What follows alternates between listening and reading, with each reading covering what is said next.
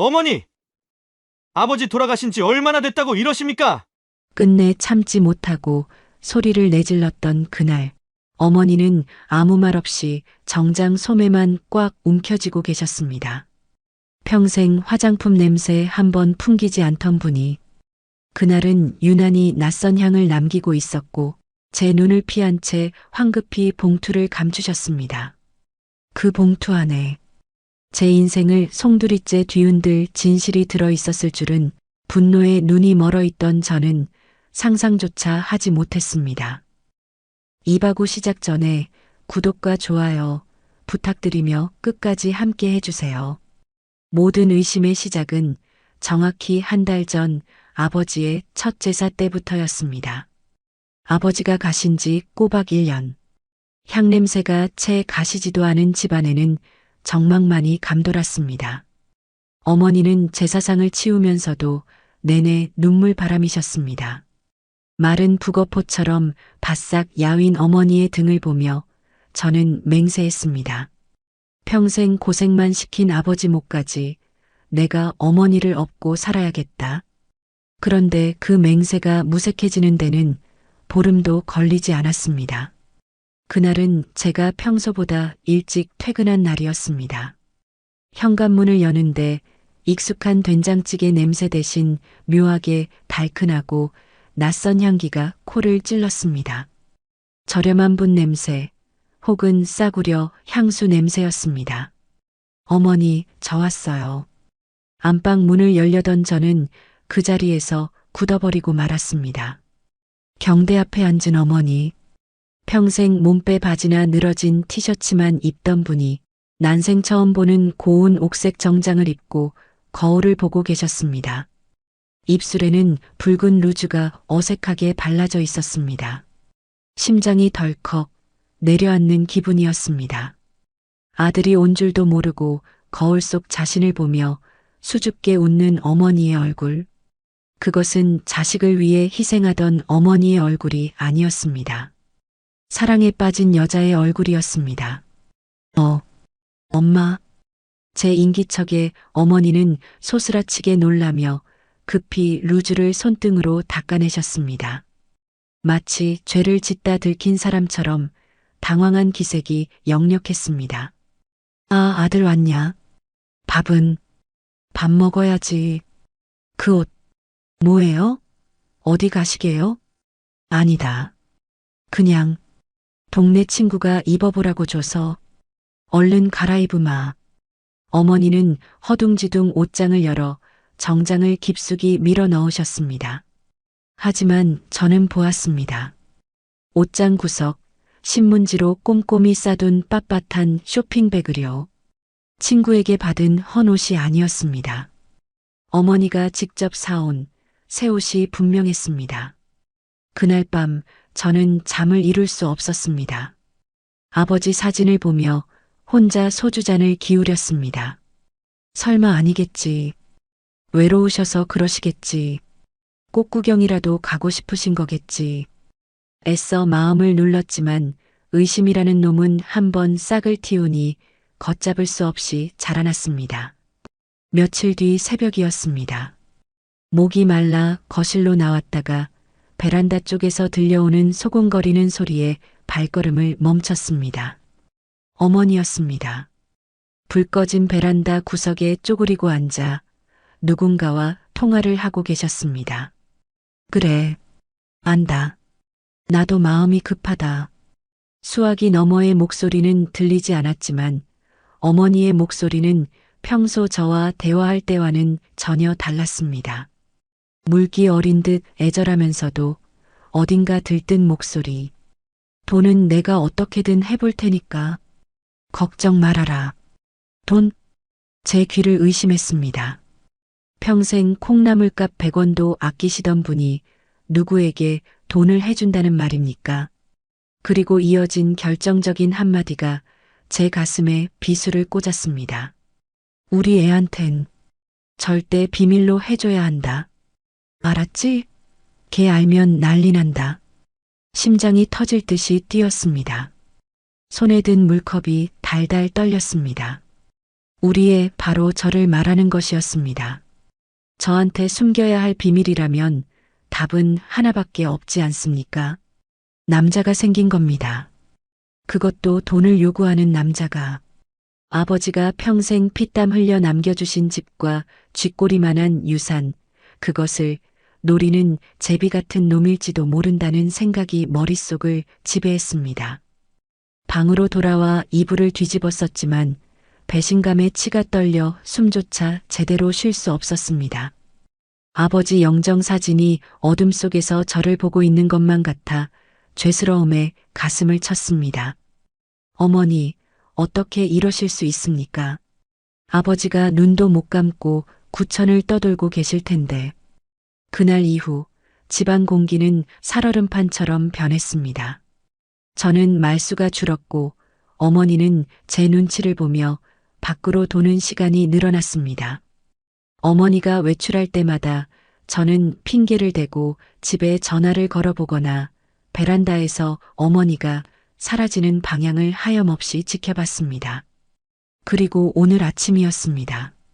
어머니는 또다시 그 옥색 정장을 꺼내 입으셨습니다. 이번에는 아예 머리까지 미용실에서 드라이를 하고 오셨더군요. 나 오늘 좀 늦을 거다. 저녁 챙겨 먹어라. 어머니는 제 눈도 마주치지 않고 신발을 신으셨습니다.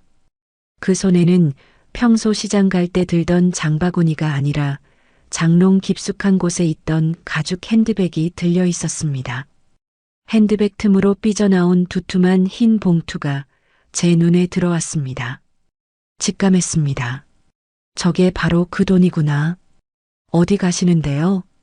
제 목소리가 낮게 깔렸습니다. 그냥 경로당 친구들이랑 바람 좀 쐬러. 거짓말.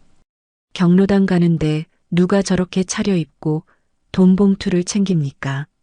어머니가 현관문을 닫고 나가는 소리가 제게는 마치 가족의 연을 끊고 나가는 소리처럼 들렸습니다. 더는 참을 수 없었습니다. 이대로 어머니를 보내면 정말 돌이킬 수 없는 일이 벌어질 것만 같았습니다. 그 남자가 누구든 오늘 내 눈으로 확인해야겠습니다. 그리고 어머니가 제 정신이 아니라면 억지로라도 끌고 와서 아버지 사진 앞에 무릎 꿇릴 것입니다. 저는 겉옷을 챙겨 들고 뛰쳐나갔습니다.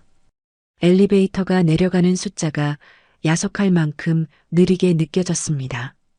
계단으로 뛰어내려가며 주머니 속 차키를 꽉 쥐었습니다. 손바닥에 땀이 흥건했습니다. 아파트 입구에 다다르자 저만치 택시를 잡는 어머니의 뒷모습이 보였습니다. 어머니는 주변을 두리번거리시더니 황급히 택시에 올라타셨습니다. 기사님, 저 앞 택시 좀 따라가 주세요. 빨리요. 제 차에 시동을 걸 틈도 없이 마침 단지 앞에 서 있던 빈 택시를 잡아탔습니다. 제 목소리에 놀란 기사님이 룸미러로 저를 힐끔 보더니 엑셀을 밟았습니다. 앞서가는 택시 뒷공무니를 쫓는 내내 제 머릿속은 온통 붉은색이었습니다. 분노인지 슬픔인지 모를 뜨거운 것이 목구멍까지 차올랐습니다. 어머니가 탄 택시가 향한 곳은 동네 시장도 친구네 집도 아니었습니다. 시내를 가로질러 한참을 달리더니 번화가 쪽으로 방향을 틀었습니다. 설마 정말 호텔 같은 데라도 들어가는 건가? 상상만으로도 피가 거꾸로 솟는 것 같았습니다. 그런데 택시가 멈춘 곳은 예상 밖의 장소였습니다. 시내 한복판에 있는 대학병원 앞이었습니다. 병원? 순간 머릿속이 복잡해졌습니다. 어디가 편찮으신 건가? 아니면 그 남자가 입원이라도 했나? 별의별 생각이 꼬리를 물었지만 택시에서 내린 어머니의 행동은 아픈 사람의 보호자 같지 않았습니다. 마치 누군가를 몰래 만나러 온 사람처럼 옷매무새를 다듬고 주위를 살피며 병원 본관이 아닌 별관 쪽으로 발걸음을 옮기셨습니다. 저는 택시비를 던지듯 내고 기둥 뒤에 숨어 어머니의 뒤를 밟았습니다. 어머니의 옥색 정장이 병원의 흰 벽과 대비되어 유난히 눈에 띄었습니다. 그 뒷모습이 왜 그렇게 낯설고 또 처연해 보이던지요. 하지만 그 처연함조차 저에게는 가증스러운 연기로 보였습니다. 손에 꽉 쥔 핸드백, 그 안에 돈 봉투, 그것이 향하는 곳에 분명 제 가정을 파탄낼 진실이 기다리고 있을 테니까요. 병원 냄새는 언제 맡아도 역합니다. 소독약 냄새와 섞인 그 비릿한 공기는 사람을 불안하게 만듭니다.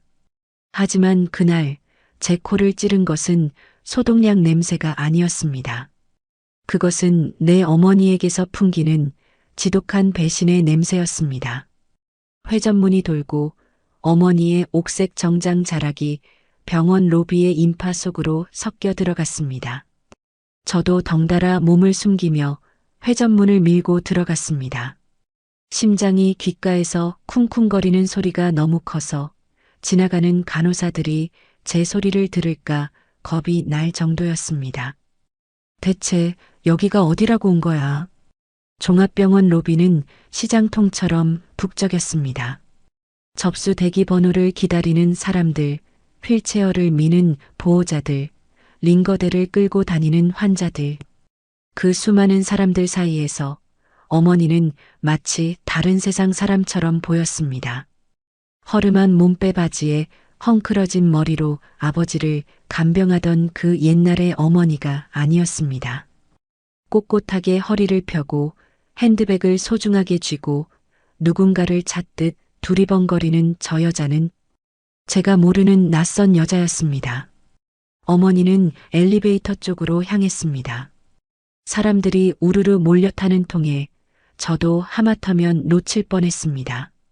닫히는 문틈 사이로 층수 버튼을 누르는 어머니의 손이 보였습니다. 9층? 암센터와 호스피스 병동이 있는 층이었습니다. 9층?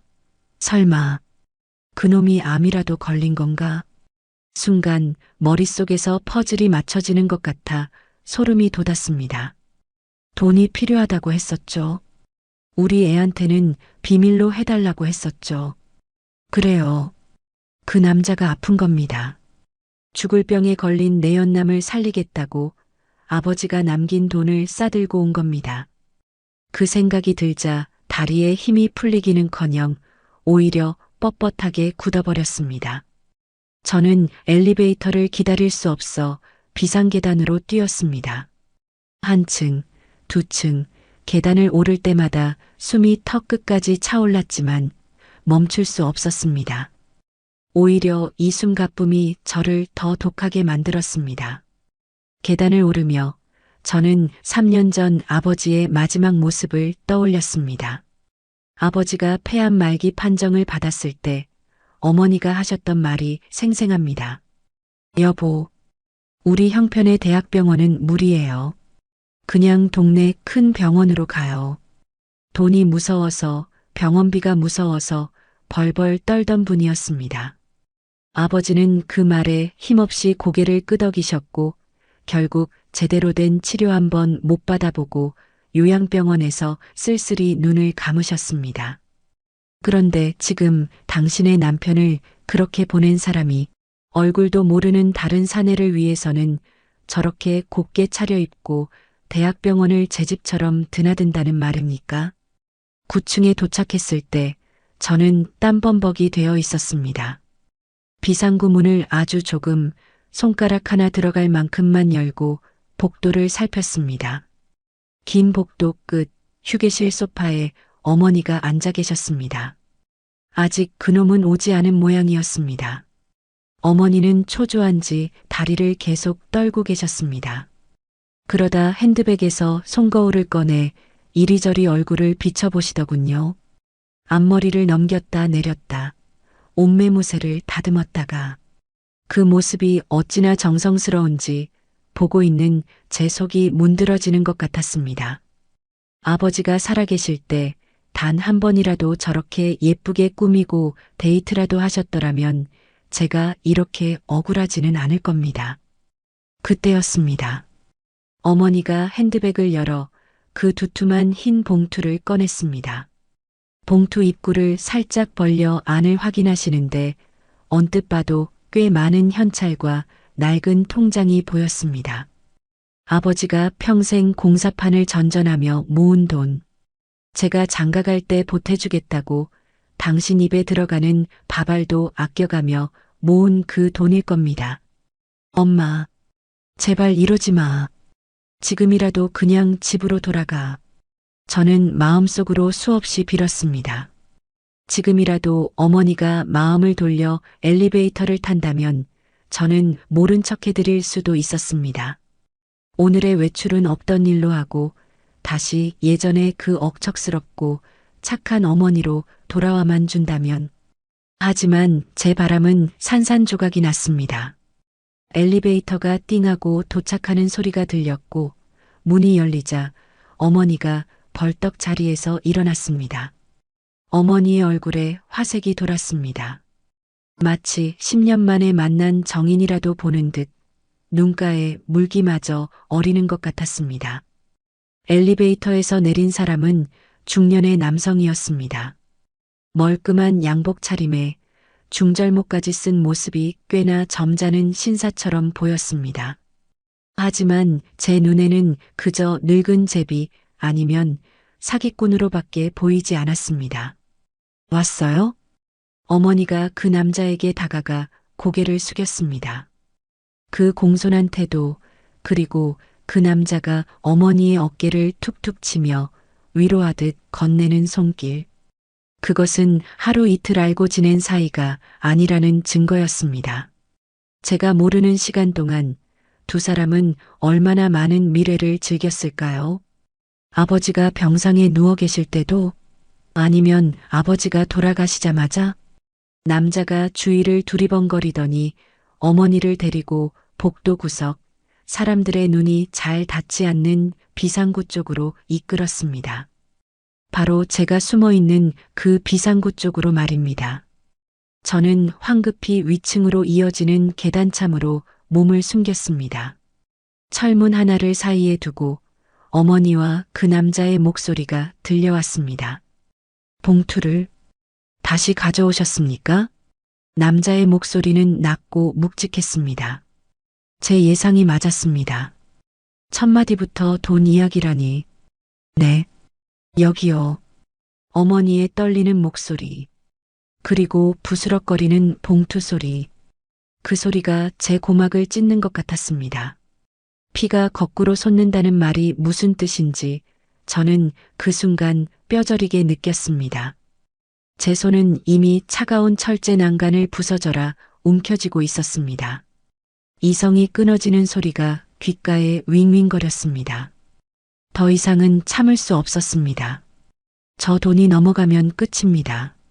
아버지의 피땀이, 어머니의 정절이, 우리 가족의 명예가 저 낯선 남자의 주머니로 들어가는 꼴을 저는 두고 볼 수 없었습니다. 용서 못해.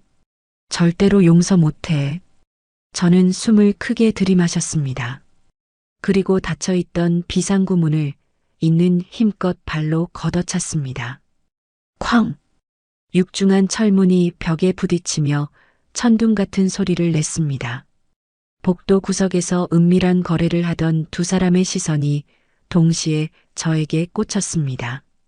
어머니의 눈이 휘둥그레졌고 남자는 당황한 듯 봉투를 쥔 손을 뒤로 감췄습니다. 그 비겁한 행동이 제 분노에 기름을 부었습니다. 당신들, 지금 뭐 하는 짓이야?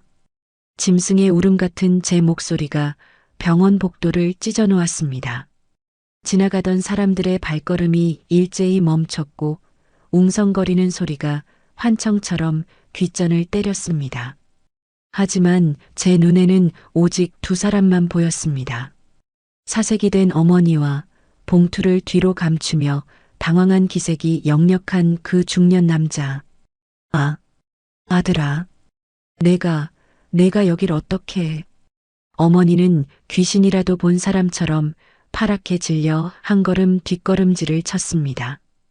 그 곱게 차려입은 옥색 정장 위로 제 시선이 꽂힐 때마다 저는 구역질이 날 것 같았습니다. 평생 자식과 남편밖에 모르던 여자가 낯선 사내 앞에서 저렇게 부끄러운 표정을 짓다니요. 저는 성큼성큼 다가가 남자의 멱살을 잡을 듯이 손을 뻗었습니다. 당신 누구야? 우리 어머니한테 무슨 짓을 한 거냐고. 이복의 젊은이. 흥분하지 말고 내 말 좀 들어보게나. 여긴 병원일세. 남자는 의외로 침착하게 제 손을 피하며 뒷걸음질 쳤습니다. 그 점잖은 말투와 태도가 오히려 제 속을 긁어놓았습니다. 도둑질을 하다 들켰으면서 뻔뻔하게 어른 행세를 하는 꼴이라니요. 병원? 병원이면 남의 집안 풍비박산 내도 됩니까? 우리 아버지 눈 감으신 지 겨우 1년입니다. 1년?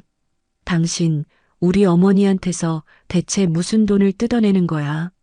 제 목소리는 이미 통제할 수 없을 만큼 커져 있었습니다. 아버지가 평생을 바쳐 모은 그 돈. 그 돈이 저 남자의 더러운 주머니로 들어간다고 생각하니 피가 거꾸로 솟았습니다. 저는 남자의 뒤로 감춰진 손을 향해 달려들었습니다. 내놔. 그 돈 당장 내놓으라고. 아들아, 안 된다. 제발, 제발 참아라.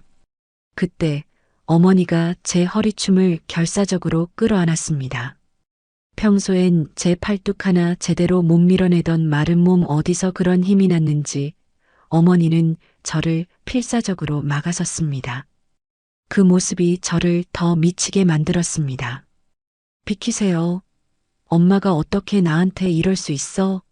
아버지가 남긴 돈을 나한테는 비밀로 하고 저런 제비 같은 놈한테 갖다 바쳐? 엄마 미쳤어. 아니다. 그런 게 아니야. 어머니는 엉엉 소리내어 울며 제 바짓가랑이에 매달렸습니다.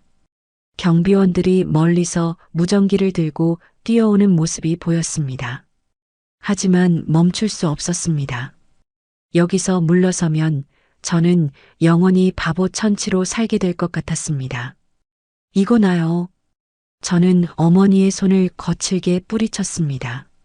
그 반동으로 어머니가 복도 바닥에 털썩 주저앉았지만 저는 쓰러진 어머니를 일으켜줄 생각조차 하지 못했습니다. 저의 모든 신경은 오직 남자가 쥐고 있는 그 하얀 봉투에 쏠려 있었습니다. 이거 나라, 젊은이. 자네가 생각하는 그런 게 아니야. 남자가 봉투를 가슴팍으로 숨기며 방어했지만 저는 이미 눈이 뒤집힌 상태였습니다. 아무리 점잖은 척해도 나이 든 사람의 힘이 분노에 찬 젊은 저를 당해낼 수는 없었습니다. 내놓으라고 했지. 거친 몸싸움 끝에 찌익하는 소리와 함께 봉투가 찢어졌습니다. 허공으로 무언가가 흩뿌려지는 듯 하더니 바닥으로 둔탁한 소리를 내며 내용물들이 쏟아졌습니다. 팔랑거리는 5만원권 지폐 몇 장, 그리고 낡을 대로 낡은 국민은행 통장, 마지막으로 꼬깃꼬깃하게 접힌 누런 편지 봉투 하나. 저는 거친 숨을 몰아쉬며 바닥에 흩어진 것들을 노려보았습니다. 그런데 뭔가 이상했습니다. 남자가 빼앗기지 않으려 발버둥 쳤던 것은 돈이 아니었습니다. 바닥에 떨어진 지폐를 밟고 서서라도 남자는 황급히 그 낡은 통장과 편지를 주우려 허리를 굽혔습니다. 안 돼. 그건. 어느새 바닥에서 일어난 어머니가 비명을 지르며 남자의 손보다 먼저 그 편지를 낚아채려 몸을 날렸습니다. 하지만 제 손이 조금 더 빨랐습니다. 저는 어머니의 손을 피해 편지와 통장을 낚아챘습니다. 이게 뭔데? 이깟게 뭔데 이 난리야? 통장을 펼쳐들었습니다. 손끝이 파르르 떨렸습니다. 통장 안쪽에는 꼬박 30년이 넘는 세월 동안 10,000원, 50,000원, 100,000원씩 차곡차곡 찍힌 입금 내역이 빼곡했습니다. 글씨가 거의 지워질 정도로 오래된 거래네요. 이건 아버지가 모은 돈이 아니었습니다. 우리 집에는 이렇게 오래된 통장 자체가 존재하지 않았으니까요. 예금주 이름 란을 확인하는 순간 저는 숨이 턱 막히는 것을 느꼈습니다. 이영희. 어머니의 이름은 김말순이었습니다. 이영희? 생전 처음 들어보는 이름이었습니다. 도대체 이 여자는 누구길래 이 오래된 통장을 우리 어머니가 가지고 있으며 왜 이 남자에게 전달하려 했던 걸까요?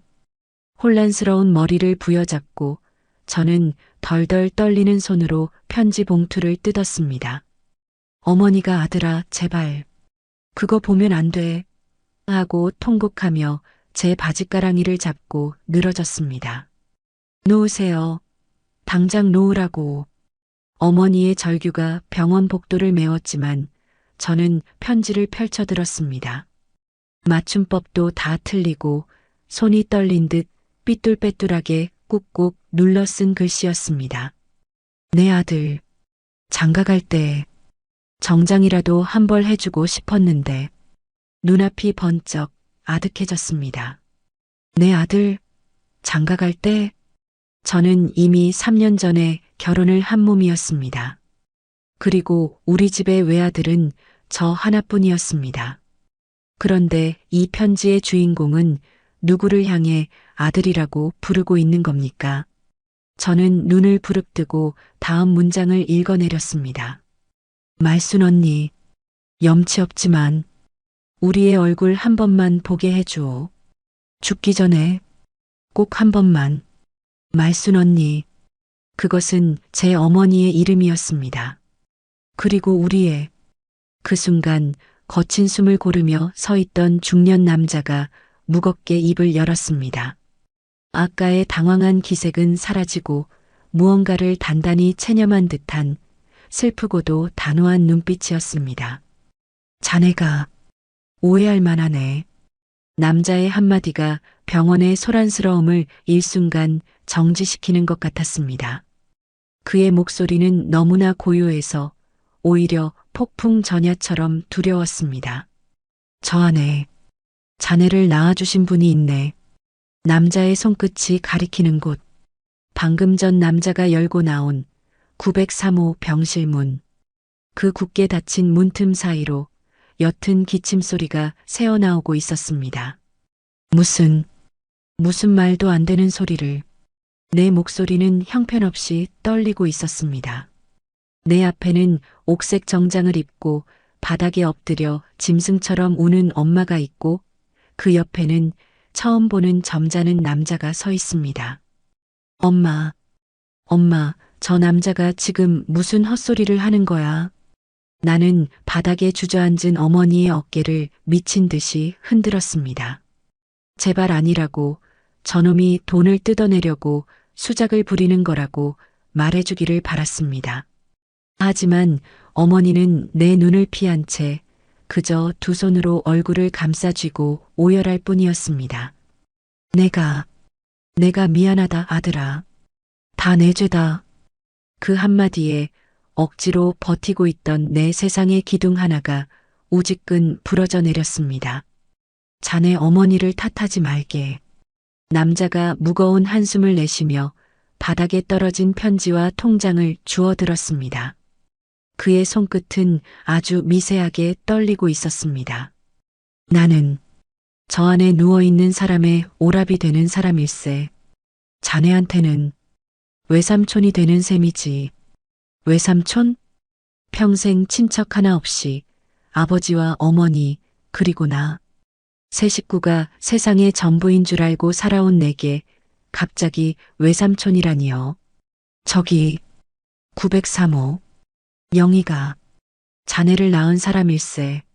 내 누이 동생이지. 그의 시선이 가리키는 곳. 조금 열린 903호 병실 문틈으로 새어나오는 희미한 불빛이 마치 저승으로 가는 길잡이 불빛처럼 서늘하게 느껴졌습니다. 나는 귀신에 홀린 사람처럼 비틀거리며 그 문을 향해 걸어갔습니다. 어머니가 아들아 안 돼. 아직은 안 돼. 하며 내 바짓가랑이를 잡았지만 나는 그 손을 뿌리쳤습니다. 덜컥 병실 문을 밀어젖혔을 때 코를 찌르는 강렬한 약품 냄새와 피비린내 비슷한 것이 훅 끼쳐왔습니다. 6인실 병실의 가장 구석 자리, 커튼이 반쯤 처진 침대 위에 사람이 있었습니다. 아니, 사람의 형상을 한 뼈대라고 해야 맞을 겁니다. 산소호흡기를 입에 물고 가쁜 숨을 몰아쉬는 여자. 머리카락은 다 빠져 하얀 비닐을 쓰고 있었고 뺨은 움푹 파여 해골 같았습니다. 그녀의 앙상한 팔에는 굵은 주삿바늘이 여러 개 꽂혀 있었습니다. 누구? 그녀가 다친 눈꺼풀을 힘겹게 들어올리며 중얼거렸습니다. 그 목소리는 바스러지는 낙엽 소리 같았습니다. 나는 그 자리에 못 박힌 듯 서서 그녀의 얼굴을 멍하니 내려다보았습니다. 나와 닮은 구석이라고는 그 푹 꺼진 눈매 어딘가에 남아있는 희미한 흔적뿐이었습니다. 영희야. 내 뒤를 따라 들어온 남자가 침대 곁으로 다가가 그녀의 앙상한 손을 잡았습니다. 오빠, 말순 언니는? 언니 만났어? 돈 줬어? 산소호흡기 너머로 새어나오는 목소리는 헐떡임에 가까웠습니다. 그녀의 초점 없는 눈동자가 허공을 헤매다 문가에 선 나를 발견하고는 멈칫했습니다. 누구? 그 순간 내 뒤에서 숨죽여 울고 있던 어머니가 병실로 뛰어들어왔습니다. 어머니는 침대 앞 바닥에 털썩 주저앉아 그녀의 마른 손을 쥐고 통곡했습니다. 영희야, 영희야, 내가 미안하다. 우리 아들이 여길 와버렸어. 어머니의 오열에 병상에 누운 여자의 눈동자가 크게 흔들렸습니다. 그녀의 시선이 내 얼굴에 가닿았습니다. 믿을 수 없다는 듯 혹은 두려운 듯 그녀의 마른 입술이 달달 떨렸습니다. 아들, 우리 아기. 그녀의 눈에서 굵은 눈물방울이 관자놀이를 타고 베개로 굴러떨어졌습니다. 나는 한 걸음 뒷걸음질을 쳤습니다. 도망치고 싶었습니다. 이 끔찍한 연극 무대에서 빠져나가 내 익숙한 집으로, 내 진짜 어머니의 품으로 돌아가고 싶었습니다. 설명해. 당장 설명해. 나는 남자를 향해 소리쳤습니다. 내 목소리는 병실을 쩌렁쩌렁 울렸지만 이상하게도 내 귀에는 내 목소리처럼 들리지 않았습니다.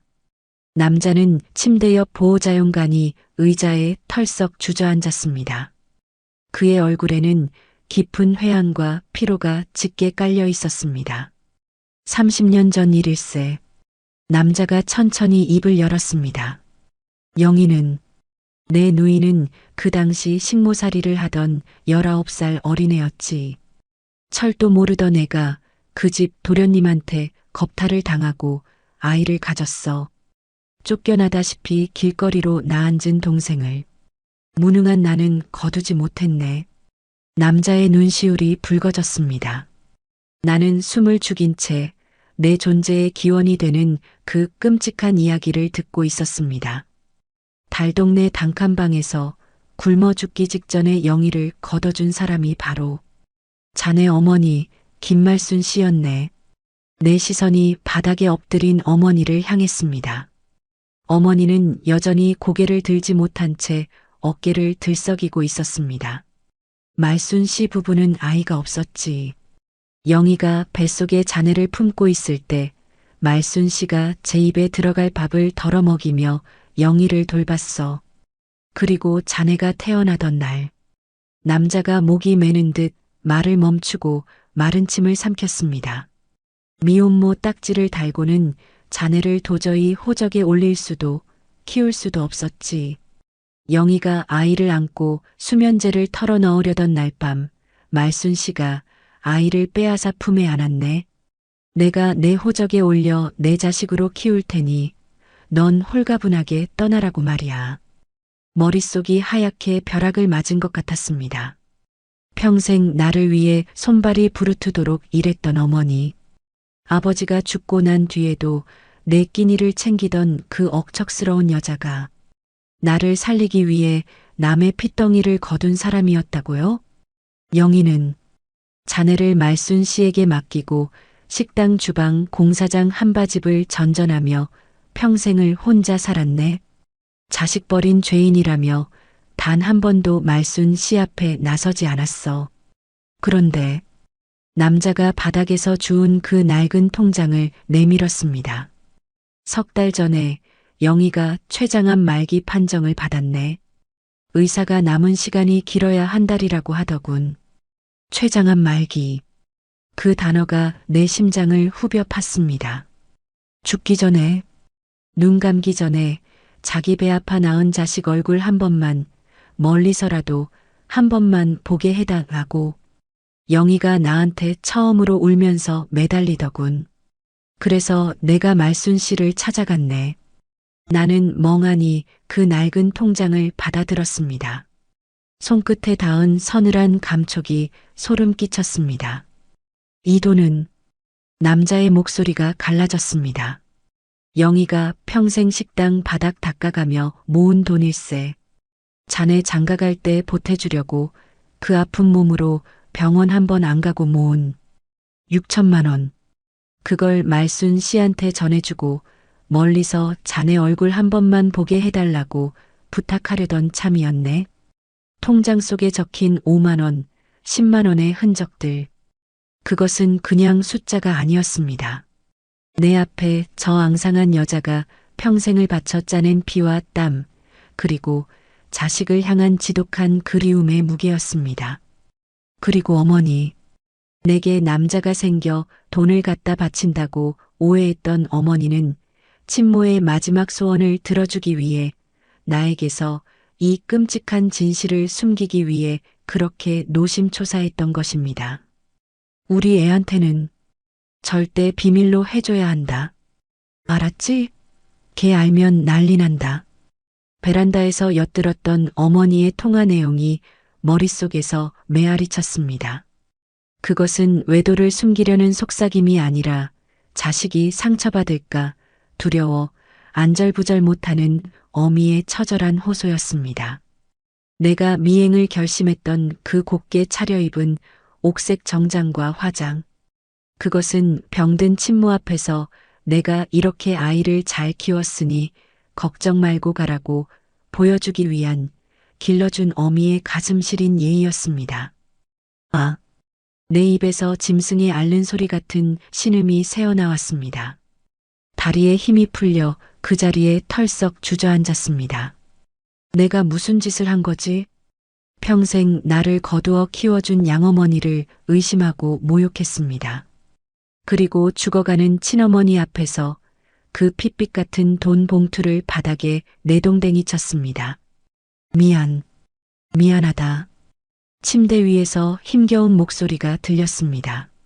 친어머니가 나를 향해 앙상한 손을 뻗고 있었습니다. 우리 아기, 잘 컸네.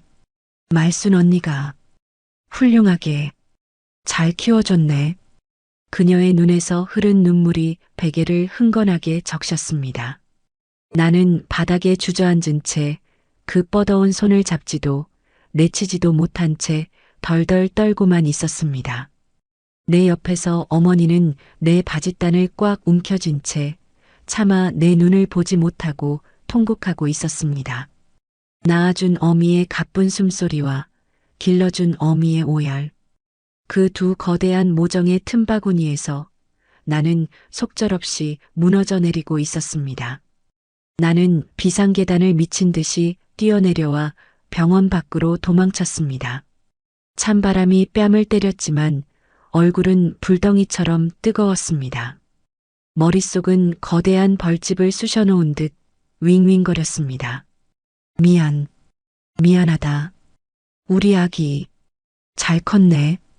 산소호흡기 너머로 바스러지듯 들려오던 그 목소리가 귓가에 맴돌아 길거리에 선 채 구역질을 덜컥덜컥 해댔습니다. 지나가는 사람들이 미친놈 보듯 나를 쳐다봤지만 상관없었습니다. 나는 정말로 미쳐버린 것 같았으니까요. 30년 전 19 미혼모. 내 자식으로 호적에 올릴 테니 넌 떠나라. 췌장암 말기, 남은 시간 한 달. 외삼촌이라는 남자의 말들이 날카로운 파편이 되어 심장을 난도질했습니다. 도대체 내 삶은 어디서부터 거짓이고 어디까지가 진짜란 말입니까? 나를 안고 젖을 물리며 키워준 사람, 열병에 걸렸을 때 밤새 업고 뛰었던 사람, 내 등록금을 대느라 파출부 일로 손가락 마디가 굵어진 사람, 그 김말순이라는 여자가 내 친어머니가 아니라고요? 어떻게 집까지 걸어왔는지 기억나지 않습니다. 현관문을 열자 익숙한 된장 냄새, 낡은 장판 냄새가 훅 끼쳐왔습니다. 텅 빈 거실에는 정정만이 무겁게 가라앉아 있었습니다. 아버지의 영정 사진이 오늘따라 나를 무섭게 노려보는 것 같았습니다. 나는 신발도 벗지 않은 채 홀리듯 어머니의 안방으로 들어갔습니다. 어제까지만 해도 더러운 불륜의 현장이라며 혐오스럽게 쳐다봤던 그 방. 경대 위에는 어머니가 서툴게 바르다 만 붉은 루즈가 뒹굴고 있었습니다. 나는 그 싸구려 화장품을 집어들었습니다. 손끝이 파르르 떨렸습니다. 어머니가 제 정신이 아니라면 억지로라도 끌고 와서 아버지 사진 앞에 무릎 꿇릴 것입니다. 불과 몇 시간 전 내가 품었던 그 끔찍한 오해가 비수가 되어 내 가슴을 찔렀습니다. 어머니는 남자를 만나러 가기 위해 꾸민 게 아니었습니다. 병든 동생, 아니 친모인 이영애 씨를 만나기 위해서였습니다. 자신이 거둔 핏덩이가 이렇게 버젓한 청년으로 이렇게 번듯하게 잘 자랐다는 것을 그 불쌍한 여자에게 말해주고 싶었을 겁니다. 내가 이만큼 아이를 잘 키웠으니 걱정 말고 가라고 길러준 어미로서 마지막 예의를 갖추기 위해 평생 안 입던 정장을 사고 입술을 발랐던 것입니다. 경대 서랍을 무작정 열었습니다. 어머니가 신문지로 꼼꼼히 싸두었던 그 옥색 정장의 빈 쇼핑백이 보였습니다. 쇼핑백 바닥에서 바스락거리는 종이 한 장이 떨어졌습니다. 옷을 산 영수증이었습니다. 그런데 영수증 뒷면에 내게 너무도 익숙한 굵은 글씨체가 보였습니다. 말순아, 우리 아들 훌륭하게 키워줘서 고맙소. 나중에 그 사람 만나러 갈 일 생기면 꼬질꼬질하게 가지 말고 꼭 예쁘게 입고 가시오. 흉 잡히지 않게. 아버지의 글씨였습니다. 숨이 턱 막혔습니다. 아버지 역시 모든 진실을 알고 계셨던 겁니다. 자기 핏줄도 아닌 아이를 거두어 키우는 아내를 탓하지 않고 오히려 그 비밀을 죽는 날까지 가슴에 품고 무덤까지 안고 가셨던 겁니다. 그리고 아내가 언젠가 겪게 될 그 슬픈 만남을 예견하고 쌈짓돈을 몰래 남겨두셨던 모양입니다. 아, 짐승 같은 통곡이 터져 나왔습니다. 나는 영수증을 가슴에 품고 방바닥에 엎드려 울었습니다. 바보같이, 천치같이. 나는 그것도 모르고 어머니가 아버지를 배신했다며 그깟 낡은 통장을 빼앗겠다고 병원 복도에서 어머니를 바닥에 내동댕이 쳤습니다. 얼마나 울었을까. 창밖이 어둑어둑해졌을 때쯤 현관문 열리는 소리가 들렸습니다. 아들아. 불 꺼진 거실에 기진맥진한 어머니가 서 있었습니다. 옥색 정장은 구겨지고 흙먼지가 묻어 있었고 화장은 눈물에 지워져 엉망이었습니다. 어머니는 신발도 벗지 못한 채 현관에 주저앉아 있었습니다. 나는 방에서 뛰쳐나갔습니다. 어머니는 내 얼굴을 보자마자 바닥에 엎드리며 두 손을 싹싹 비비기 시작했습니다. 내가 죽일년이다. 내가 죄인이야. 우리 아들 평생 모르게 하려고 했는데 내가 모자라서 그 불쌍한 것 소원 하나 들어주려다 우리 아들 가슴에 대못을 박았어. 날 욕해라. 이 못난 어미를 쳐 죽여라. 어머니의 쉰 목소리가 거실 바닥을 울렸습니다. 나는 어머니 앞에 무릎을 꿇었습니다.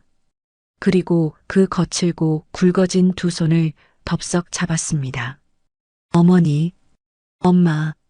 내가 엄마라고 부르자 어머니의 어깨가 크게 움찔했습니다. 엄마가 왜 죄인이야? 내가 죄인이지. 엄마가 날 버렸으면 난 진작에 길바닥에서 죽었을 텐데. 남의 자식 걷어서 뼈 빠지게 고생하게 한 게 난데. 아니다. 아니야. 어머니가 내 입을 틀어막았습니다. 그녀의 눈에 피눈물 같은 붉은 핏발이 서 있었습니다. 넌 내 새끼다. 내 배로 낳진 않았어도 내 젖이 안 나와 밤새 맹물 끓여 먹이며 밤을 새웠어도 넌 하늘이 두 쪽 나도 내 새끼야. 내 아버지가 그렇게 예뻐했고 내가 그렇게 품어 키웠어. 누가 뭐래도 그깟 핏줄이 무슨 소용이냐. 내 속으로 낳은 자식보다 더 귀한 내 새끼다. 어머니는 나를 끌어안고 통곡했습니다. 나도 어머니의 굽은 등을 껴안고 어린아이처럼 엉엉 울었습니다. 나를 향해 쏟아지는 이 거대한 사랑의 무게를 나는 감히 짐작조차 할 수 없었습니다. 그 사람, 불쌍한 사람이다, 아들아. 한참을 울던 어머니가 내 어깨를 다독이며 젖은 목소리로 말했습니다. 19살에 널 낳고 평생을 죄인처럼 살았어. 식당 바닥 닦으면서도 혹시라도 너한테 해가 갈까봐 멀리서 지켜보지도 못했어. 그 돈, 6천만 원. 그거 모으겠다고 제 몸뚱이 다 망가지는 줄도 모르고 미련하게. 어머니는 말을 잇지 못하고 다시 흑흑 흐느꼈습니다. 내가 널 안 뺏었으면 차라리 지 새끼 키우면서 억척스럽게라도 살았을지 모르는데. 내가 이기적이라서 널 뺏어왔어. 그래서 그 사람이 저렇게 된 것 같아서 내가 천벌을 받으려니야. 아니에요, 엄마. 그런 말 마요. 나는 눈물을 닦으며 어머니의 얼굴을 똑바로 보았습니다. 엄마가 나 살린 거예요. 그리고 그분도, 나 낳아주신 그분도 날 살리기 위해 떠나신 거잖아요. 그렇습니다. 친어머니는 나에게 짐이 되지 않기 위해 평생을 숨어 살았고, 길러준 어머니는 내게 완벽한 세상을 만들어주기 위해 평생을 헌신했습니다. 나는 버려진 아이가 아니었습니다. 세상 그 누구보다 두 어머니의 치열한 사랑과 희생을 양분 삼아 자라난 가장 축복받은 아이였습니다. 엄마, 나는 굳게 결심한 듯 떨리는 목소리로 말했습니다. 내일 병원에 가요. 같이 가요, 엄마. 어머니의 눈이 커졌습니다. 가서 그분한테 낳아주셔서 고맙다고. 그리고 우리 엄마가 이렇게 잘 키워주셨으니까 안심하고 눈 감으시라고. 내가 말씀드릴게요. 어머니는 왈칵 눈물을 쏟으며 내 가슴에 얼굴을 묻었습니다. 아이고, 내 새끼. 장하다. 내 새끼. 고맙다. 밤은 깊어가고 아버지가 남긴 낡은 벽시계의 초침 소리만이 우리 모자의 통곡 사이로 째깍거리고 있었습니다. 내일이면 나는 다시 그 903호 병실의 문을 열어야 합니다. 그리고 이번에는 도망치지 않고 내 삶의 두 근원 앞에 당당히 설 것입니다. 다음 날 아침 공기는 어제보다 더 차가웠습니다. 하지만 내 가슴속 불길은 밤새 한숨도 자지 못한 탓인지 아니면 어제 쏟아낸 눈물 탓인지 잔잔하게 식어 있었습니다. 밤새 울다 지쳐 거실 소파에 쓰러져 잠든 어머니를 깨웠습니다. 어머니의 눈두덩은 퉁퉁 부어 있었고 얼굴에는 피로와 근심이 가득했지만 나를 보는 눈빛만큼은 어느 때보다 따뜻했습니다. 엄마 가요. 내 짧은 한마디에 어머니는 아무 말 없이 고개를 끄덕이고는 어제 흙먼지가 묻은 옥색 정장을 말끔하게 털어 다시 입으셨습니다. 그리고 아버지가 남긴 그 영수증을 핸드백 깊숙이 챙겨 넣으셨습니다. 다시 찾은 시내 대학병원. 엘리베이터를 타고 9층으로 올라가는 내내 우리는 단 한마디도 나누지 않았습니다. 하지만 어머니가 내 손을 꽉 쥐고 계셨고 그 투박하고 따뜻한 체온이 나를 지탱해주고 있었습니다. 어제 내가 이성을 잃고 발로 걷어찼던 그 비상구 철문 앞을 지나 903호 병실 앞에 섰습니다. 병실 문틈으로 간호사들이 분주하게 움직이는 모습이 보였습니다. 심장이 덜컥 내려앉았습니다. 혹시 간밤에 무슨 일이라도. 내가 문을 열기도 전에 안에서 먼저 문이 열리며 외삼촌이 수척한 얼굴로 나왔습니다. 그는 나와 어머니를 번갈아 보더니 깊은 안도의 한숨을 내쉬었습니다. 어서 들어오세요. 영희가. 간밤에 숨이 몇 번이나 넘어갔는지 모릅니다. 외삼촌의 말에 어머니가 헉 하고 숨을 들이켜며 병실 안으로 뛰어들어갔습니다. 나도 그 뒤를 따랐습니다. 어제 보았던 그 해골 같은 여인. 친어머니는 산소호흡기 대신 얇은 콧줄에 의지한 채 초점 없는 눈으로 허공을 응시하고 있었습니다. 그녀의 앙상한 가슴이 힘겹게 오르내릴 때마다 쌕쌕거리는 쇳소리가 났습니다. 영희야, 영희야, 정신 좀 차려봐라. 우리 아들 왔다. 내 새끼 왔다. 어머니가 침대 곁에 무릎을 꿇고 그녀의 깡마른 손을 부여잡았습니다. 친어머니의 감긴 눈꺼풀이 미세하게 떨리더니 천천히 눈을 떴습니다. 탁하게 흐려진 동공이 이리저리 흔들리다 마침내 침대 발치에 선 내게 멈췄습니다. 아! 그녀의 마른 입술 사이로 바람 새는 듯한 소리가 흘러나왔습니다. 나는 어제처럼 도망치지 않았습니다. 대신 천천히 걸음을 옮겨 두 어머니가 맞잡고 있는 그 손 위로 내 손을 포겠습니다. 차갑고 거칠었습니다. 내 손을 키워준 어머니의 굳은 살과는 또 다른 평생 험한 물 만지며 살아온 여자의 얼음장 같은 손이었습니다. 저 왔어요. 내 목소리가 병실 안의 무거운 공기를 갈랐습니다. 우리 아기. 친어머니의 눈가에서 주르륵 굵은 눈물이 흘러내려 베개를 적셨습니다.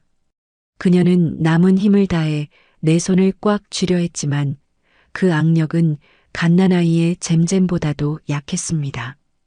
나는 어제 병원 복도에 내동댕이 쳤던 그 낡은 통장과 편지 봉투를 품속에서 꺼냈습니다. 외삼촌이 밤새 챙겨두었던 것을 아침에 건네받은 터였습니다. 나는 그 낡은 통장을 친어머니의 손에 꼭 쥐어주었습니다. 이거 받으세요. 내 말에 친어머니가 고개를 저었습니다. 아니야. 그건 내 거야. 우리 아기. 장가갈 때 보태주려고. 엄마가, 이 못난 애미가. 그녀의 가쁜 숨소리에 섞인 그 애미라는 단어가 내 가슴의 둑을 무너뜨렸습니다. 알아요. 알아요, 어머니. 내가 처음으로 내뱉은 그 단어. 어머니. 나를 낳아준 여자, 이영희.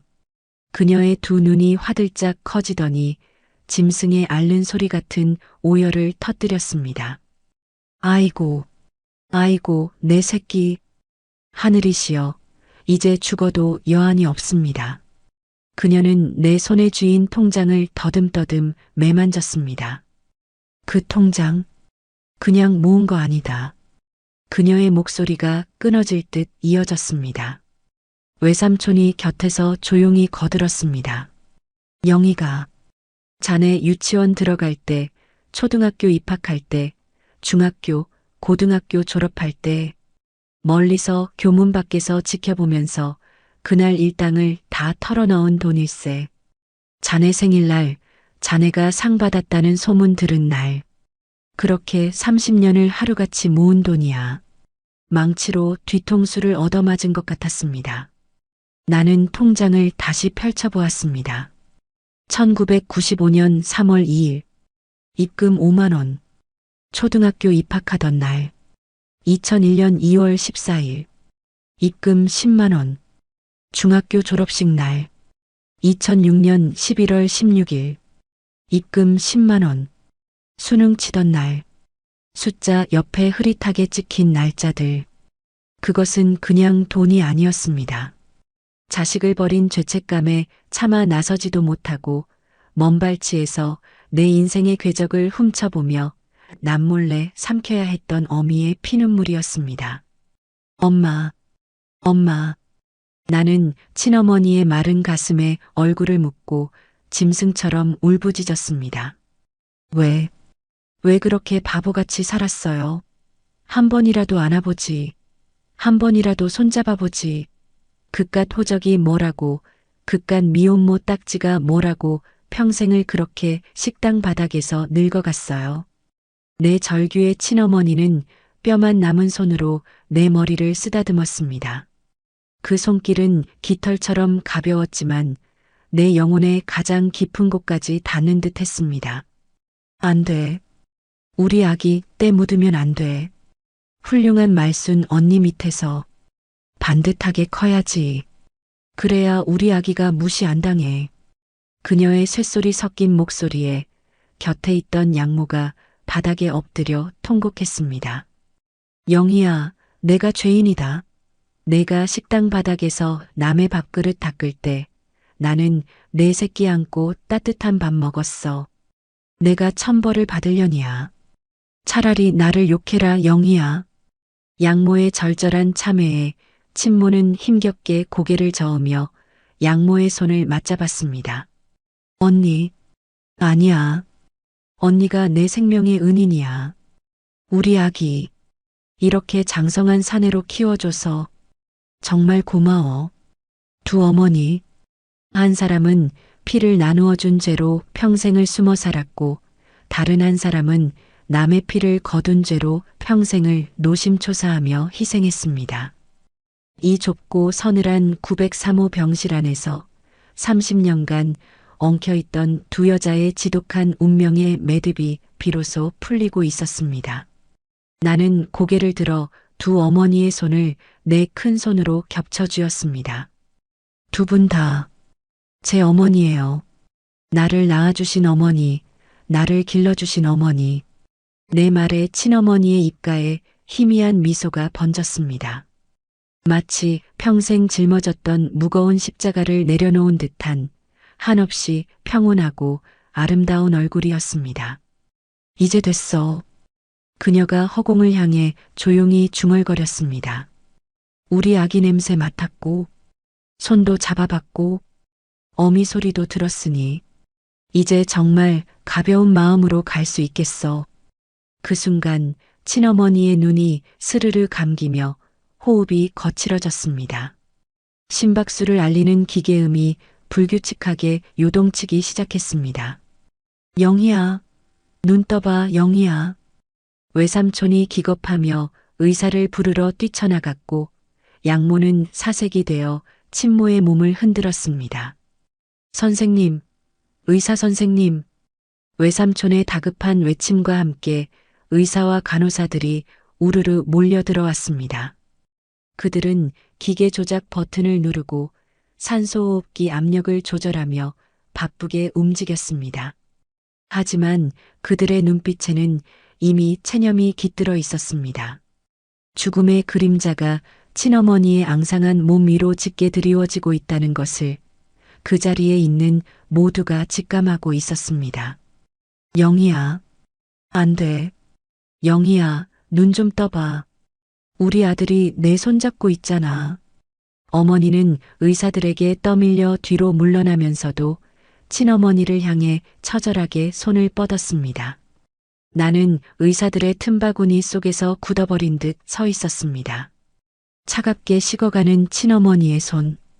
그 손을 놓치면 방금 찾은 나의 반쪽짜리 세상이 영원히 사라져버릴 것만 같았습니다. 가족분들, 이제 마지막 인사를 하시는 게 좋겠습니다.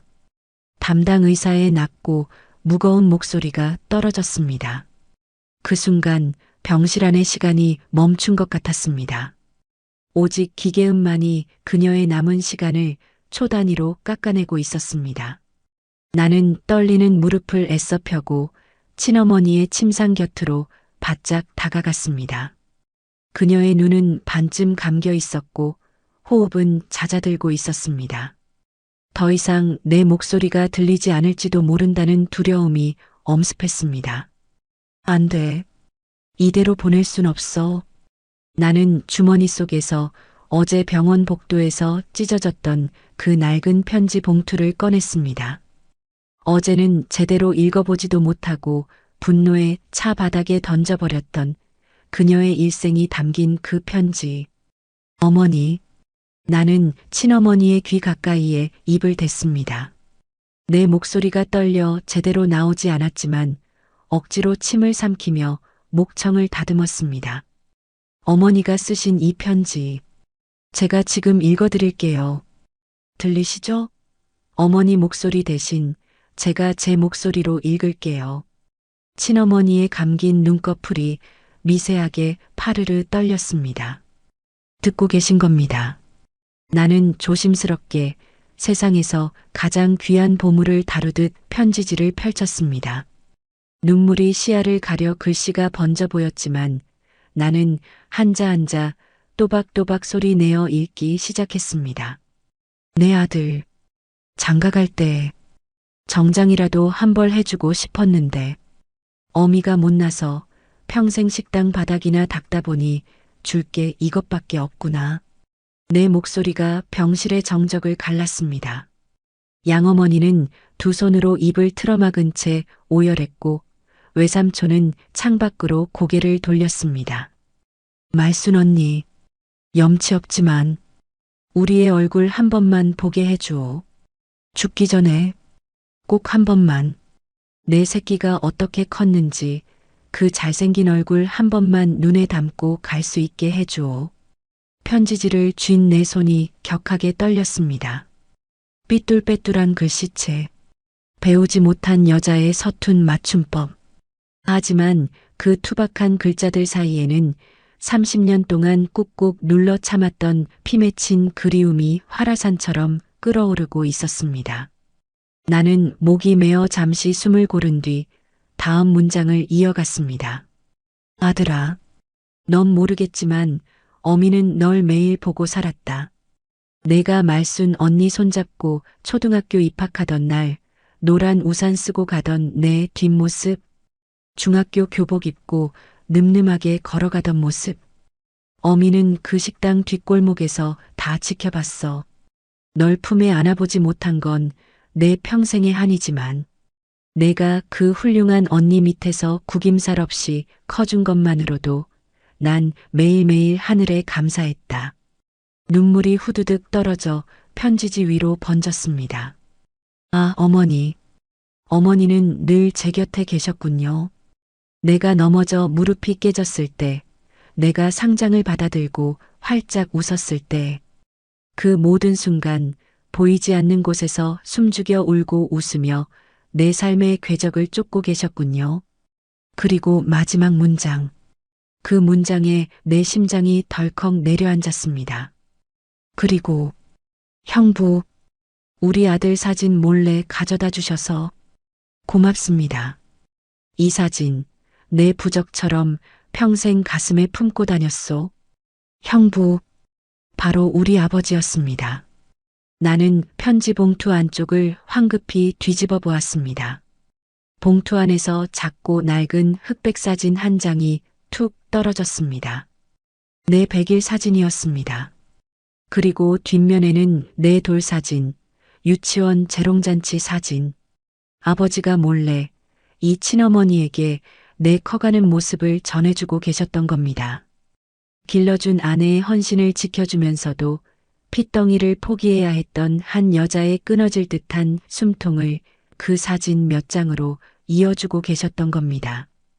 아버지, 내 입에서 짐승 같은 탄식이 터져 나왔습니다. 친어머니는 내가 내던진 그 낡은 통장과 더불어 아버지가 전해준 내 사진들을 평생의 부적처럼 품고 식당 바닥을 닦으며 살아왔던 겁니다. 어머니, 듣고 계세요? 나는 편지와 사진을 친어머니의 앙상한 손에 꼭 쥐어주었습니다.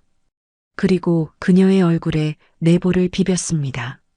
서늘했던 그녀의 뺨이 아주 잠깐 미세하게 따뜻해지는 것을 느꼈습니다. 제가 다 기억할게요. 어머니가 제 뒤에서 평생 흘리신 눈물, 어머니가 제 생일마다 10,000원, 50,000원씩 모아주신 그 피 같은 돈, 그리고 우리 아버지, 엄마가 저를 위해 평생 짊어진 그 무거운 비밀. 제가 평생 잊지 않고 다 갚으며 살게요. 내 절규에 가까운 맹세가 병실을 울렸습니다. 그 순간이었습니다. 아들아, 친어머니의 입술이 아주 희미하게 바람처럼 달싹였습니다. 그녀의 눈꺼풀이 천천히 열리더니 마지막 남은 생명의 불꽃을 모두 태워내듯 맑아진 눈동자가 나를 향했습니다. 우리 아기, 내 새끼, 고맙다. 그녀의 입가에 옅은 미소가 번졌습니다. 평생의 죄책감과 한 그 모든 짐을 내려놓은 세상에서 가장 평온한 얼굴이었습니다. 영희야, 영희야. 양모가 울부짖으며 그녀의 몸을 끌어안았습니다. 친어머니의 시선이 나와 양모를 번갈아 바라보더니 마침내 허공 어딘가로 멈추었습니다. 이제 됐어. 그녀의 고개가 힘없이 옆으로 툭 떨어졌습니다. 그리고 삐. 기계의 단조로운 긴 파열음이 그녀의 마지막을 선언했습니다. 어머니, 안 돼. 어머니. 나는 그녀의 차가워진 손을 움켜쥐고 목 놓아 울었습니다. 나를 낳아준 여자, 내 존재의 시작. 그녀를 만난 지 불과 이틀. 그녀의 진심을 알게 된 지 불과 하루. 신은 내게 너무나도 짧은 시간만을 허락하고 그녀를 거두어 가셨습니다. 병실 바닥에 엎드린 어머니도 짐승처럼 오열하며 내 어깨를 끌어안았습니다. 나도 어머니를 꽉 끌어안았습니다. 두 사람의 뜨거운 눈물이 섞여 흘렀습니다. 엄마, 이제 우리 둘밖에 없어요. 내가 엄마 지킬게요. 돌아가신 어머니 목까지, 우리 아버지 목까지. 내가 평생 엄마 없고 살게요. 나는 양모의 젖은 등을 쓸어내리며 다짐하고 또 다짐했습니다. 나를 낳아준 친어머니의 거룩한 죽음 앞에서 나를 길러준 어머니와의 지독한 사랑의 매듭은 오히려 더 단단해지고 있었습니다. 검은 상복의 무게는 생각보다 무거웠습니다. 아버지를 보낸 지 겨우 1년 만에 저는 다시 상주의 완장을 차고 향냄새 가득한 빈소에 앉아 있습니다. 영정 사진 속의 여인, 수척하고 앙상했던 병상의 얼굴 대신 외삼촌이 찾아온 20살 무렵의 앳된 이영애 씨가 서글프게 웃고 있었습니다. 저를 낳기 전 세상의 모진 풍파를 겪기 전에 그 눈부신 청춘, 그 어여쁜 소녀가 평생 식당 바닥에서 허리를 숙이며 늙어가는 동안 저는 참으로 따뜻하고 안전한 요람 속에서 자랐습니다. 저는 주머니 속에서 그 낡은 국민은행 통장을 꺼내 만지작거렸습니다. 6천만 원. 친어머니가 당신의 피와 땀, 어쩌면 뼈와 살을 깎아 모은 제 결혼 자금. 내 아들, 장가갈 때 정장이라도 한 벌 해주고 싶었는데 그녀의 편지 구절이 귓가에 맴돌아 또다시 코끝이 찡해졌습니다. 저는 그 돈으로 정장을 입는 대신 세상에서 가장 고운 윤달 수의를 지어 올렸습니다. 평생 남들이 입다 버린 헌옷, 주방 기름때에 절은 싸구려 작업복만 입으셨을 뿐 마지막 가시는 길만큼은 거친 삼배가 아니라 최고급 명주실로 짠 부드럽고 따뜻한 옷을 입혀드리고 싶었습니다. 어머니, 이 옷 입고 저승에선 춥지 않게 예쁜 모습으로 날아다니세요. 제가 수의를 관에 덮어드리며 속삭였을 때 곁에 서 있던 외삼촌의 어깨가 크게 들썩였습니다. 빈소는 조문객 하나 없이 쓸쓸했습니다. 평생 숨어 지낸 분이니 찾아올 인연이 있을 리 만무했죠. 하지만 텅 빈 빈소를 꽉 채운 것은 제 옆에 꿇어앉아 밤낮으로 향을 피우는 길러준 어머니 김말순 여사의 오열이었습니다. 어머니는 사흘 내내 물 한 모금 넘기지 못하고 영정 앞에서 절을 했습니다. 이따금 혼잣말처럼 그러나 영정 속 동생에게 닿기를 바라는 간절한 목소리로 중얼거리셨습니다. 영희야, 춥진 않니? 배는 안 고프니? 평생 남의 밥상만 차려줬는데 내 잿밥 하나 챙겨줄 사람 없게 만들어서 이 언니가 미안하다. 어머니의 굵은 손가락이 향을 집어 올릴 때마다 그 손마디에 박힌 고단한 세월이 보였습니다. 친어머니가 식당 바닥을 닦는 동안 이 손은 남의 집 안방을 닦으며 저를 키워냈습니다. 두 여자의 인생은 완전히 다른 길을 걸은 듯 했지만 결국 저라는 한 생명을 살리기 위해 똑같이 부서지고 닳아 없어진 기구한 여정이었습니다. 엄마, 그만하세요. 이제 편히 가셨을 거예요. 엄마가 이렇게 우시면 저분도 발걸음이 무거워 못 가세요. 제가 어머니의 등을 감싸 안고 일으켜 세웠을 때 어머니는 퉁퉁 부은 눈으로 저를 올려다보았습니다. 아들아, 내가 나를 원망해도 할 말이 없다.